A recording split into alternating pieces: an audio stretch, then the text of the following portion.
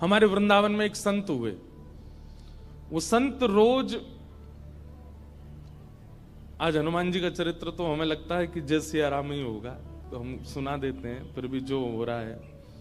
तो वृंदावन में एक संत थे, वो रोज सोहनी सेवा करते थे, झाड़ू लगाते थे पूरे वृंदावन में, यत्र तत्र जहां उनका मन करता था उसी कॉलोनी का आज पूरी सफाई करते। सुबह 4 बजे से उनका यही भजन था, यही संध्या थी, यही नाम जप था। सोहनी लेते और लेकर के बुहारते पूरे मार्ग को, और हमारी आपकी तरह नहीं जोर जोर से, नहीं, धीमे धीमे। उनके मन में यह भाव था कि वृंदावन श्री प्रिया प्रियतम का ही स्वरूप है, इनके प्रति मैं रोष नहीं करूंगा, धीमे धीमे। और जब बुहारते थे तो अपने नेत्रों से ध्यान पूर्वक ब्रज की रज को देखते थे, कहीं कोई चिन्ह दिख जाए, कहीं किशोरी जी के चरण रज दिख जाए, कहीं ठाकुर जी के चरण दिख जाए। करते करते जब वर्षों बीत गए तो किशोरी जी के मन में भाव आया, हम नित्य रास के लिए वृंदावन में जाते हैं और पूरे वृंदावन को सुव्यवस्थित ये महात्मा करके रखते हैं, और इनकी एक ही अभिलाषा है कि हमारे चरण चिन्ह इनको दिख जाएं। एक दिन किशोरी जी ने उनको अपने चरण चिन्ह का दर्शन कराया। वो चरण चिन्ह देख करके उनके मन में विश्वास हो गया कि हे श्यामा, जो चरण चिन्ह है इसका मतलब चरण भी है, और चरण है तो मतलब आप भी हो। जब चरण चिन्ह तक ले ही आई हो तो आप अपने दर्शन भी करा दो। अब अगली उनकी स्थिति हो गई कि अब चरण चिन्ह नहीं, अब तो प्रत्यक्ष किशोरी जी को देखना है। लेकिन हमारे ब्रज की एक परंपरा है कि जब तक किशोरी जी की सखियां अनुमति नहीं देंगी ना, तब तक किशोरी जी के दर्शन नहीं हो सकते। इसलिए ललिता जी को मनाओ, विशाखा जी को मनाओ, यमुना जी को मनाओ, गोपेश्वर महादेव को मनाओ, सखियां जब रीझ जाएंगी तब किशोरी जी से मिलना होगा। वृंदावन रस अलग है। अभी हम 15 तारीख से जो कथा करने वाले हैं वो वृंदावन रस के ही ऊपर है। 15 से लेकर के 18 अप्रैल तक गांधी धाम कच्छ गुजरात में, जहां पर वृंदावन रसामृत पद लिखा गया, वहां उस कथा को आप लाइव सुनना, उसमें वृंदावन रस की ज्यादा चर्चा करेंगे। तो जब तक ललिता विशाखा आदि सखियां अनुमति नहीं देती तब तक किशोरी जी के दर्शन नहीं होते। लेकिन किशोरी जी तो चाहती हैं कि उनको दर्शन दें। तो एक दिन किशोरी जी ने रास करते करते अपना नूपुर वहीं छोड़ दिया, और नूपुर छोड़ करके किशोरी जी निकुंज में चली गई। आप सुबह सुबह जब सोहनी करने आए तो आपको वो नूपुर मिला, और नूपुर देख करके वो आनंदित हो गए। इतना सुंदर नूपुर, ऐसी सुंदर उसकी कलाकृति, इतना हल्का उसका वजन, इतना सुंदर उसका स्वरूप।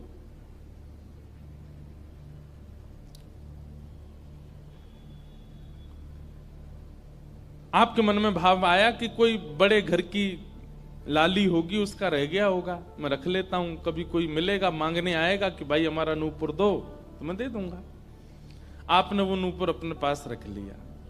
नूपुर से दर्शन किशोरी जी ने कईयों को कराए। इसलिए वृंदावन में जब चला कीजिए ना, बहुत ध्यान पूर्वक देखते हुए पृथ्वी को चला कीजिए, क्या पता क्या मिल जाए।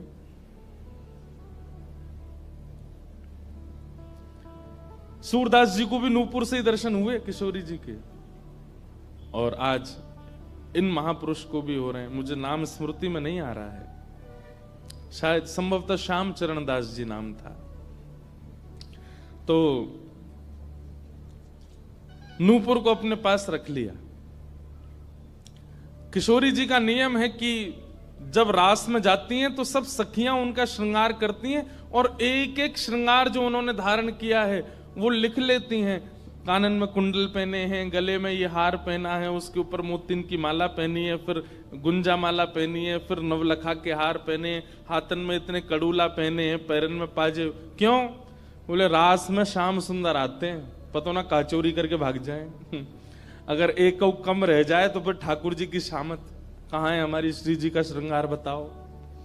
इसलिए सब सखियां जो हैं किशोरी जी के सिर से लेकर नख तक एक एक श्रृंगार को लिख लेती हैं पहले, रास में भेजने से पहले, और फिर रास में आने के बाद, रास से आने के बाद फिर सब सखियां एक एक श्रृंगार, एक बोलेगी हाँ भाई कानन में ये कुंडल हैं, सिर पर ऐसा सुंदर वो है, गले में ऐसी माला है, हाथन में कड़ूला, पामन में ये 2 पाजेब हैं, सब गिनती करो। और एक एक करके उतारती जाती सखियां। आज किशोरी जी के चरणों का एक नूपुर नहीं है। शाखा आदि बोली, हे श्यामाजू आपका एक नूपुर कहां गया?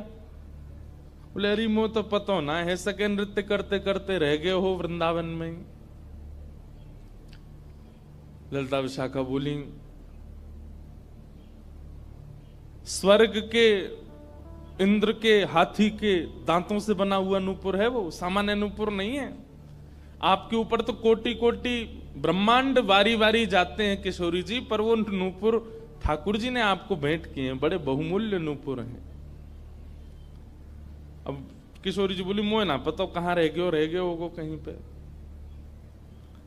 किशोरी जी तो मन बना चुकी है ना, दर्शन देना है उनको। तो ललिता विशाखा ने विचार किया कि हम ही जाती हैं, ढूंढ के आती हैं निकुंज में, कहां है वृंदावन में। बोले अपने रूप में तो नहीं जाएंगी, तो एक वृद्धा का रूप धारण किया, एक वृद्ध मैया का रूप धारण करके ललिता विशाखा गई और वृंदावन में ढूंढने लगी नूपुर कहां है। तभी ढूंढते ढूंढते वो महाराज जी सोहनी कर रहे थे, उनके सामने पहुंची। अरे बाबा, हमारी लाली आई सवेरे सवेरे यहाँ पे, और बाके पाम को एक नूपुर रह गयो, तेने देखो? बाबा बोले, तुम कौन हो रही? बोले हम पास के गांव की रहवारी, हमारी बहू है वो, और या की लाली है वो, जाको नूपुर रह गयो है। बाबा बोले, मैं कैसे पहचान जाऊं कि तुम्हारी ही लाली का नूपुर है? भाई मनचले लोग हैं, बहुमूल्य वस्तु किसी पे देखते हैं तो सब अपना अपना बताते हैं। रोड में अगर 100 रुपया गिर जाए और 50 लोग वहां से निकल रहे हों, कि कोई पूछे भैया 100 रुपया किसका, सब अपनी जेब चेक करते, भले ही कुछ लेके नहीं थे, भले ही जेब में कुछ नहीं था, फिर भी देखते लग तो मेरा ही रहा थे, मेरे जेब में 100 रुपए तो थे। सब अपना बताते हैं बहुमूल्य वस्तु को। तो मैं कैसे मानूं कि तुम्हारा नूपुर है? अरे बाबा, हम कह रहे हैं तुम थे। बोले कहवे को अभी मैंने तो नूपुर, मैं तो असमंजस में पड़ जाऊंगा कि मैंने गलत आदमी दे दियो। बाबा फिर कैसे मानेगो? बोले एक नूपुर मेरे पास है, एक नूपुर तुम्हारी बहू ने ही पहन रखो होगो, वाकू ले आओ और यहां लाकर के मुझे पहले नूपुर की पहचान करा तो मैं दूसरा दे दूंगा। ललिता विशाखा बोली, बड़ो चतुर बाबा है, श्री जी को बुला रहा है। अरे बाबा, तो शर्म ना आवे? ऐसी घर की बहू बेटी ने हम तेरे पास लेके आवेंगे? बाबा बोले, तो फिर चले जाओ, तुम पे भैया खूब धन धान्य, दूसरा नूपुर बनवा लियो, जे मुंह पे ही रहने दो। ललिता विशाखा बड़ी चिंता में लौट करके आई तो किशोरी जी बोली, क्या बात है, आप इतनी चिंतित क्यों? बोले एक बाबा है, बाने आपको नूपुर धल लियो, यूं कह रहा है कि पहले जिनके पास एक नूपुर है उनको लेके आओ, तब दूसरा दूंगा। तो श्री जी बोली, इसमें क्या देर है, फिर ले चलो, चलते हैं ना। विशाखा जी समझ गई, बोले हे ललिता जी, ये सब लीला किशोरी जी कर रही हैं, इनको दर्शन देना है उनको, और हमसे और आपसे स्पष्ट कह नहीं सकती, क्योंकि हम तो फिर सबको परखने लगती है ना कि इसमें कोई दोष तो नहीं, इसमें क्या गुण है। इसलिए किशोरी जी सीधे हमसे नहीं बोल करके और ये लीला कर रही हैं, इनको ले चलो। और किशोरी जी आई वृंदावन, और महात्मा बैठे सोहनी कर रहे थे, और सामने से जैसे ही किशोरी जी को आते हुए देखा, बाबा ले हमारी बहू आ गई, अब नूपुर दे दे, देख या को नूपुर भी वैसा ही है। बाबा बोले, मेरी आंख की कमजोर है ने, दूर से दिखना रही, पास लाके हाथ से स्पर्श कराओ। ललिता विशाखा बोली, बाबा तो शर्म ना आ रही अपनी बहू को स्पर्श करा में? तो बोले चरण स्पर्श करावे में कहा देर, ले आओ। किशोरी जी समीप गई, जैसी चरण स्पर्श किए, अपने हाथों से नूपुर पहना करके लिपट गए चरणों से। हे किशोरी जी, हे श्यामाजू, अब कृपा करो, मैं जानू ना तो ये दोनों कोई बूढ़ी मैया हैं और ना आप इनकी बहू, आप साक्षात किशोरी और ये ललिता विशाखा हैं, अब मुंह पे कृपा करो। तो किशोरी जी ने उसी नूपुर से उन महात्मा के सिर पर एक चिन्ह बना दिया, अपने नूपुर का ही चिन्ह बना दिया, और कहा बाबा अब जीवन भर ये छाप आपके मस्तक पर ही रहेगी, मेरे नूपुर की छाप। उन महात्मा के मस्तिष्क पर जैसे हमारे तिलक दिखता है, ऐसे प्रत्यक्ष नूपुर की छाप प्रत्यक्ष सबको दिखने लगी। अब ये तो थी उनके ऊपर कृपा, लेकिन इससे क्या हुआ कि वे महात्मा लौट करके जब अपने आश्रम आए तो उनके गुरुजी ने जब उनके माथे पर देखा तो वो बोले, तुमने अपने गुरु के द्वारा दिया हुआ चिन्ह बदल दिया, हमने जो तुमको तिलक दिया तुम वो क्यों नहीं लगाते, ये क्या लगाए घूम रहे हो। तो हाथ जोड़ के निवेदन किया, गुरुजी ये कोई तिलक नहीं है, ये कोई चिन्ह नहीं है, ये तो मेरी किशोरी जी ने कृपा करके अपने नूपुर का चिन्ह मुझे दे दिया है। तो गुरुदेव बोले, हाँ तू बहुत बड़ा भक्त है ना, किशोरी जी आकर के तुझको चिन्ह देंगी। कोई माने नहीं, सब बोले जाओ इसको मिटा के आओ, और जो मैंने तुमको चिन्ह दिया है वो लगाओ। अब पहले तो उनके हाथ कांपे कि मैं इसको कैसे मिटाऊं, लेकिन गुरु आज्ञा से ऊपर कोई नहीं। देखो ये गुरु निष्ठा होती है। किशोरी जी ने भले ही चिन्ह दिया, लेकिन गुरु आज्ञा है तो ठीक है। गए यमुना जल से सुबह से शाम हो गई मिटाते मिटाते, लेकिन वो चिन्ह मिटा नहीं उनसे। शाम को लौट करके आश्रम आए तो गुरुजी बोले, मैंने तुझे सुबह टोका था ना ये चिन्ह मिटा के आ, और तू अभी भी नहीं मिटा रहा। बोले गुरुजी मैंने प्रयास तो बहुत कर लिया लेकिन ये मिट नहीं रहा है। तब भी उनके गुरुजी माने नहीं। अब तो महाराज ये होने लगा कि गुरुजी को इतना क्रोध आ गया कि ये इतना हट कर रहा है कि हमारे द्वारा दिया गया तिलक चिन्ह उसको अस्वीकार करके और ये मनमुखा चिन्ह लगाए घूम रहा है माथे पर। गुरुजी ने सब अपने परिकर के लोगों को बैठा करके पंचायत करी आश्रम में। बोले इसको निकालो, जब हम में श्रद्धा नहीं, हमारे स्वरूप में श्रद्धा नहीं, हमारे तिलक में श्रद्धा नहीं, तो क्यों रहता है यहाँ पे।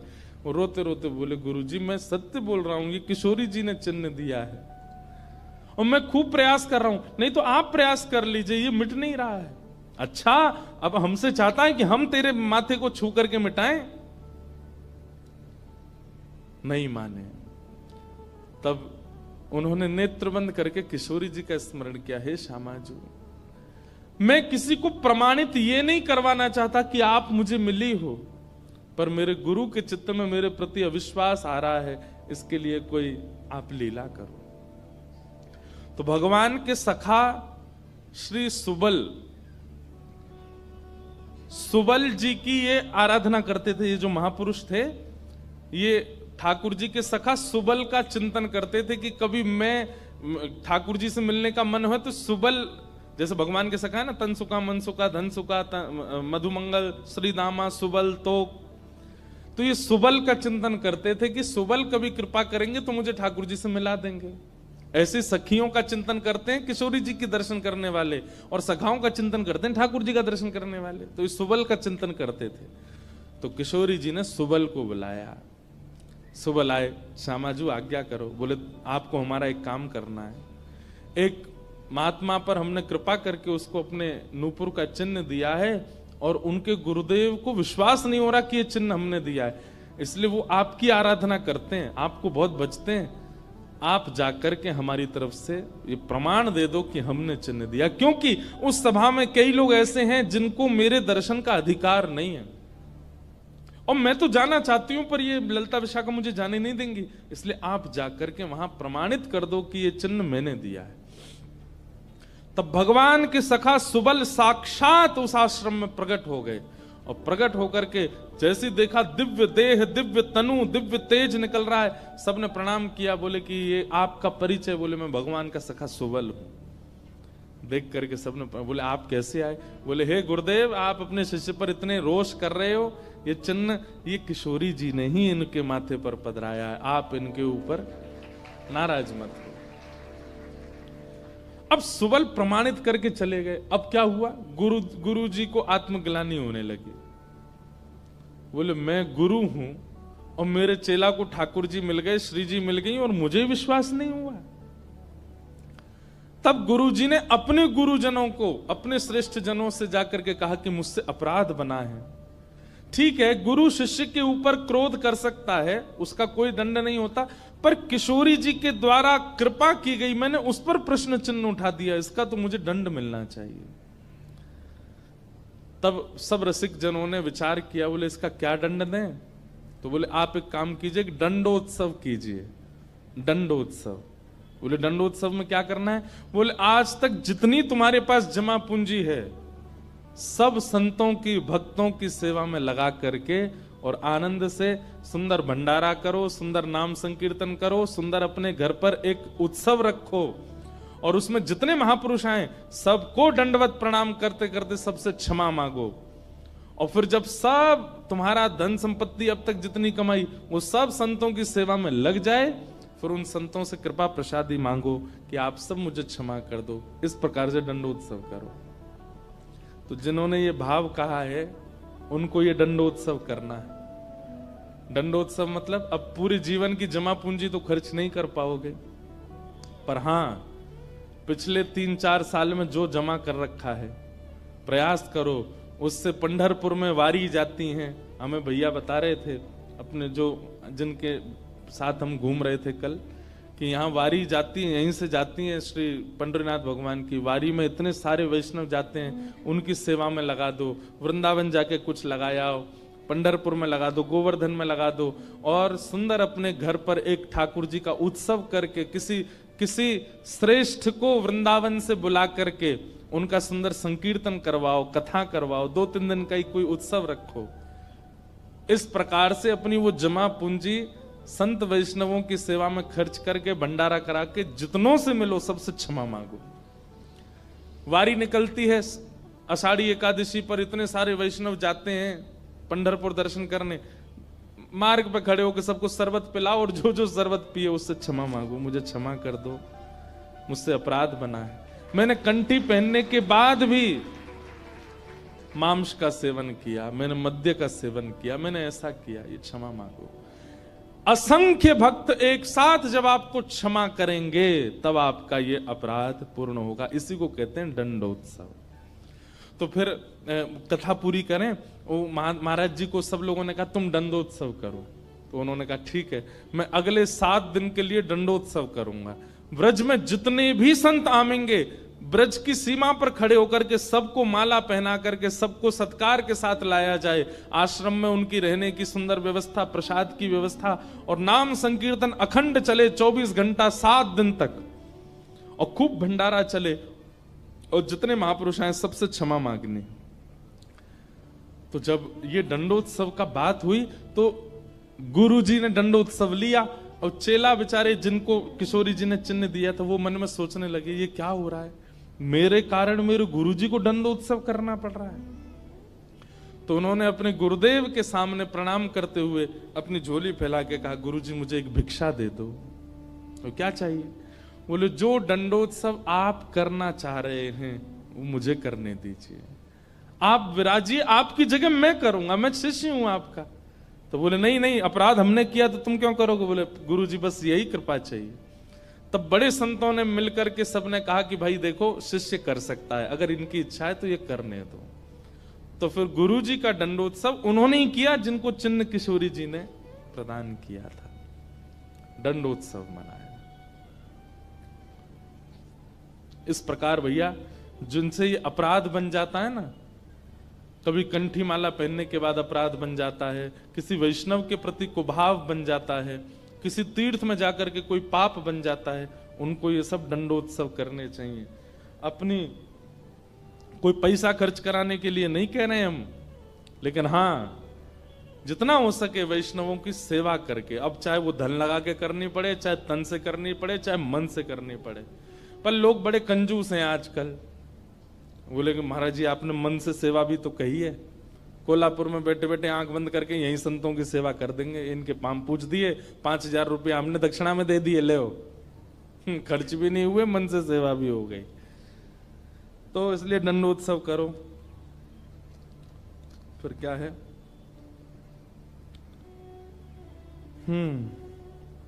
और अगर किसी दिन ठाकुर जी रीच जाएं और दर्शन मिल जाए तो उसके बाद जीवन में क्या?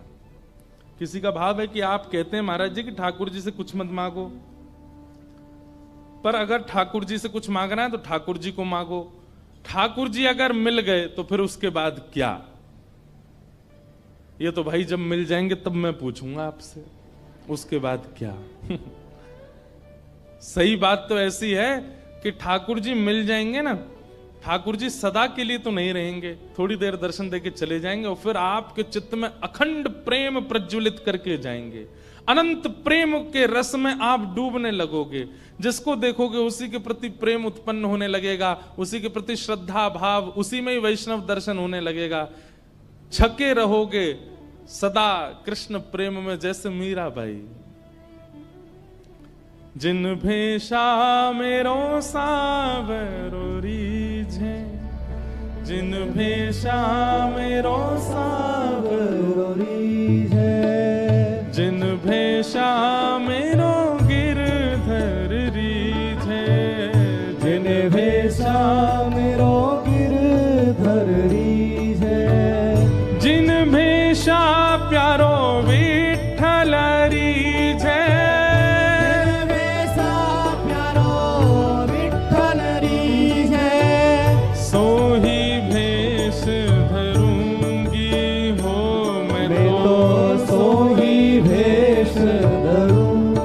अरे हाँ मैं तो सोही भेष धरूंगी हो, मैं तो सोही भेष धरूंगी। अरे हाँ मैं बैरागन होऊंगी, मैं बैरागन होऊंगी।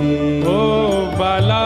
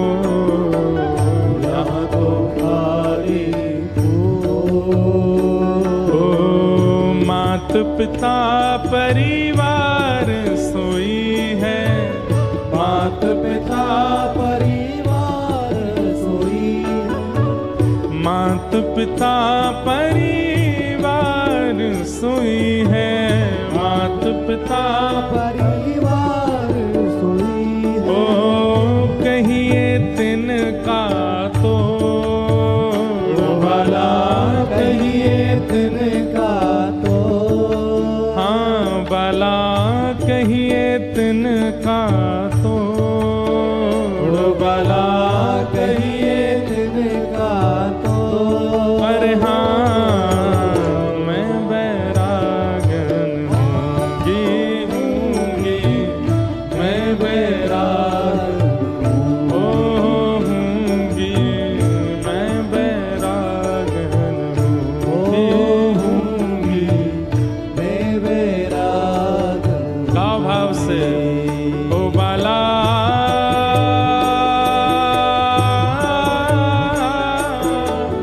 मैं बैरागन होंगी, मैं बैरागन होंगी,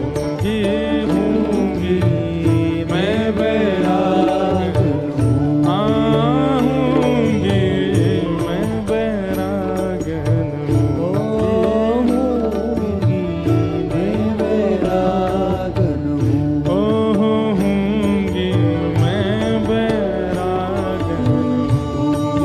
मैं बैरागन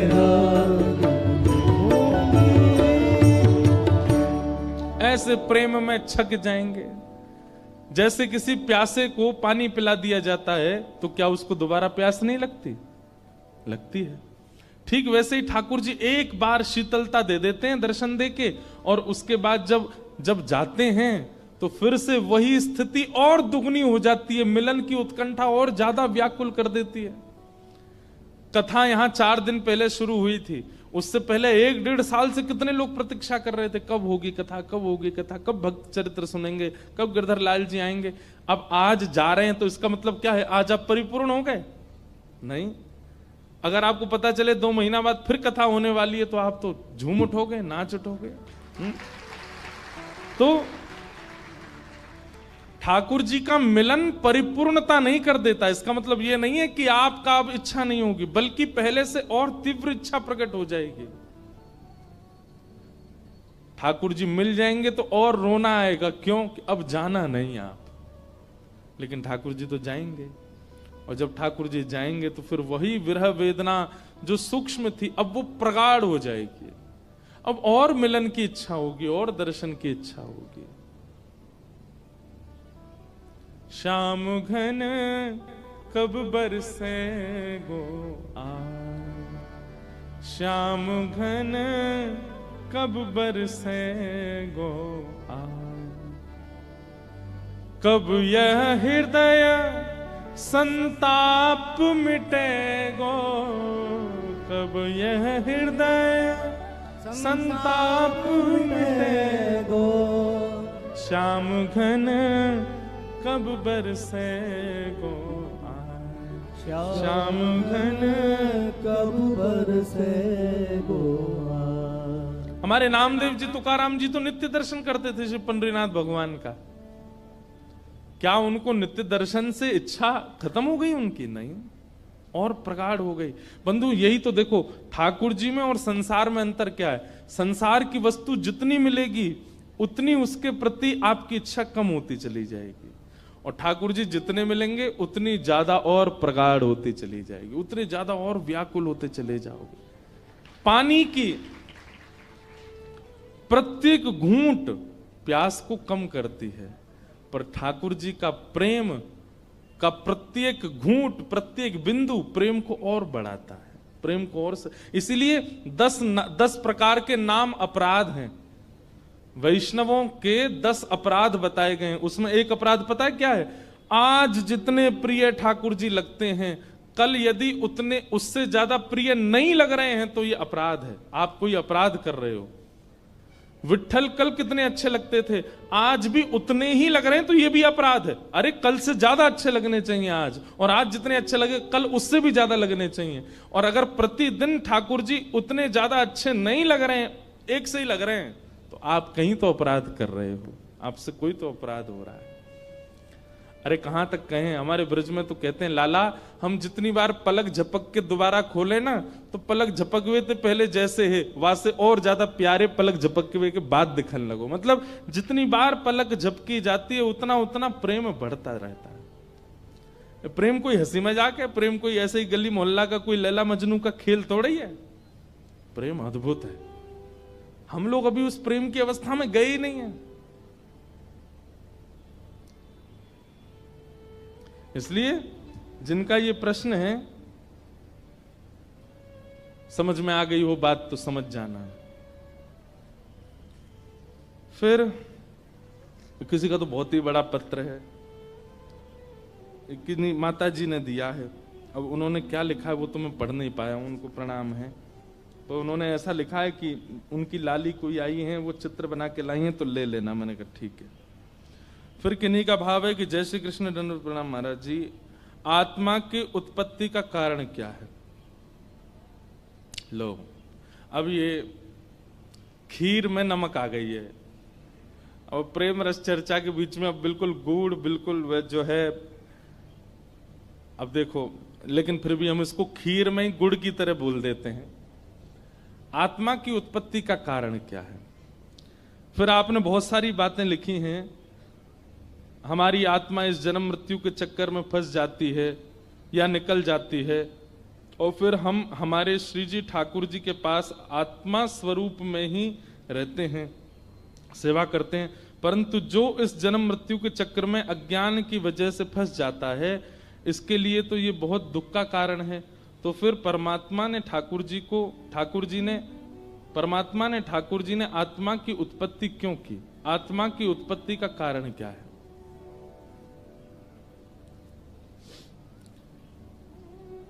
ऐसे समझो, अपने किसी प्रिय को, प्रिय यदि पास रहता है ना, तो उसके अंदर प्रेम का वर्धन नहीं हो पाता। जो बहुत सामीप्य में रहता है उसके अंदर प्रेम का वर्धन नहीं हो पाता, उसके अंदर प्रेम और ज्यादा प्रगाढ़ नहीं हो पाता। आपको रसगुल्ला बहुत अच्छा लगता है, क्यों? क्योंकि आप कभी कभी खाते हो, पर जो हलवाई रसगुल्ला बनाता है ना, उसकी इच्छा नहीं होती। क्यों? वो 24 घंटा रसगुल्ला के पास ही रहता है, गुलाब जामुन के पास ही रहता है। आप कभी हलवाई को भोजन करते हुए देखो, आप खाओगे तो एक एक सब्जी का स्वाद लोगे, पर हलवाई जब भोजन करता है ना, तो वो ऐसे ही खा लेता है, एक ही सब्जी में दाल भी डाल देगा, वो भी डाल देगा, ऐसे ही थोड़ा पालेगा। क्यों? वो इतना सामीप्य में चला जाता है कि उसको ज्यादा रस आस्वादन की इच्छा नहीं होती। मछली पानी में रहती है, उसको पानी नित्य प्राप्त होता है। हमारी आपकी तरह प्यास लगने पर वेदना जैसी होती है, वो वेदना का उसको अनुभव नहीं हो पाता। इसीलिए ठाकुर जी क्या करते हैं, कुछ दिन के लिए हम आप सब लोगों को इस संसार के भौतिकवाद में भेज देते हैं, ताकि संसार के क्रियाकलापों में रह करके, संसार की माया में रह करके कभी हमारा विरह, हमारा प्रेम प्रकट हो, और व्याकुलता, प्रतिकूलता में जो व्याकुलता हो, उस व्याकुलता से प्रेम और निखर जाए, और एक दिन ठाकुर जी की प्राप्ति के लिए हम लोग व्याकुल होने लग जाएं। इसलिए ठाकुर जी ने हमको खुद से भिन्न करके पृथ्वी पर भेजा। और टास्क क्या है? वो टास्क यही है कि संसार में रहते हुए अपने आप को मुक्त करो यहां से, जबकि ये संसार हमेशा खींचने वाला है, यहां पर मुक्ति का कोई साधन नहीं है।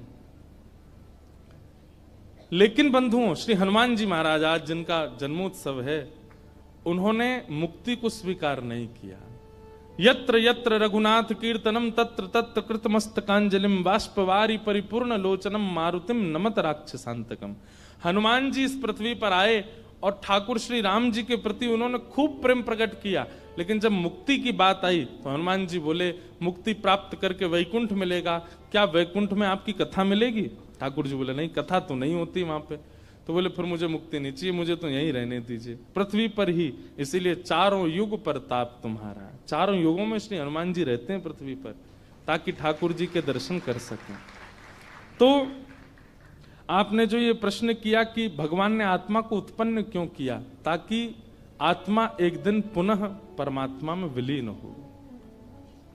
अब एक बात सुनो, नदी का, लाओ विराजमान कर दो, ले नाम लेते ही आ गए, अनंत बलवंत श्री हनुमान जी महाराज की, वहां विराजित कर दो। ऐसे विराजू कहीं जेव नहीं कूद पड़े ऊपर ते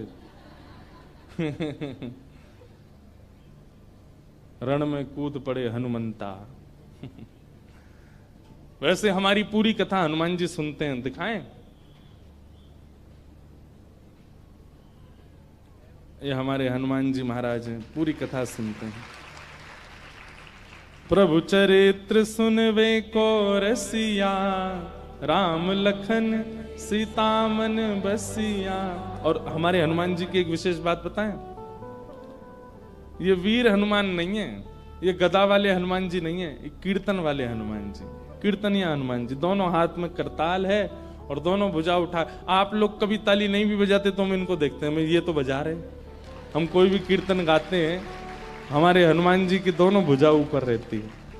पूरी कथा, पहली कथा से हमारी पूरी कथा सुन रहे हैं, और ये एक महापुरुष के द्वारा प्रदत्त हनुमान जी हैं, हम इन्हीं को ही कथा सुनाते हैं। ऐसे हनुमान जी महाराज।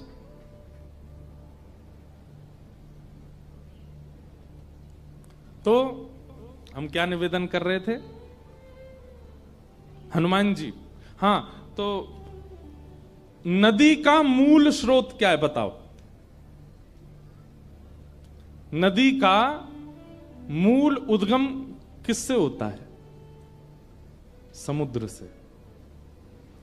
समुद्र में जब ताप पड़ता है, वही ताप ही वायु बन के आकाश में जाता है, बादल बन जाता है, और वही बादल जाकर के जब बरसता है तो नदी में जल बनता है, वही बादल हिमालय में पहुंच जाते हैं तो बरस करके बर्फ बन जाते हैं, और वहीं से वो कोई गौमुख में होकर के, कोई यमुनोत्री में होकर के, कोई कहीं होकर के वो स्रोत बन करके नदी के रूप में प्रकट होते हैं और प्रकट होकर के चलते जाते हैं, चलते जाते आकर के पुनः समुद्र में मिल जाते हैं।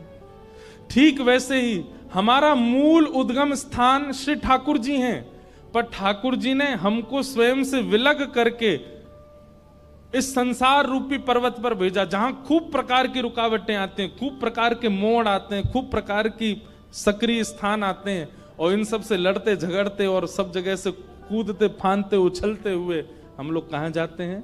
पुनः उन्हीं में ही मिलने के लिए जाते हैं, उन्हीं से ही मिलन के लिए हम लोग जाते हैं। तो आत्मा का प्रादुर्भाव परमात्मा में मिलने के लिए ही हुआ है। और एक बात बताएं आपको, किसी ने अगला प्रश्न किया, उसका उत्तर मैं यहीं दे दे रहा हूं। उसने कहा कि महाराज जी 4 दिन से कथा सुन के यूं लग रहा है भगवान की पूजा करें कि भक्तों की पूजा करें। भक्तों की बात सुनकर के लग रहा है कि भगवान से अच्छे तो भक्त हैं। हम आपको निवेदन कर दें, समुद्र का जल खारा होता है, ठाकुर जी से जब भक्त मिल जाता है ना तो उसका प्रेम घट जाता है थोड़ा, वो मिल गए अब तो। लेकिन वही जब बादल बन करके एक नदी के रूप में परिवर्तित होता है तो मीठा हो जाता है। मतलब जब वह परमात्मा अंश को आत्मा बना करके भेजती है तब वो बड़ा पवित्र होता है। उसका आचमन, उसका स्मरण, उसका स्नान सबको पवित्र कर देता है।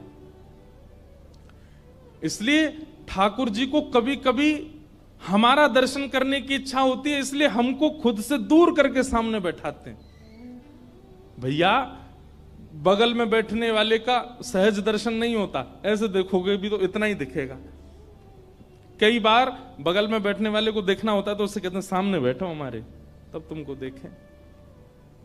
तो ठाकुर जी को हमारा दर्शन करना होता है, हमको देखना होता है, हमको देख करके प्रसन्न होना होता है, इसलिए हमको आत्मा बना करके ठाकुर जी पृथ्वी पर भेज देते हैं।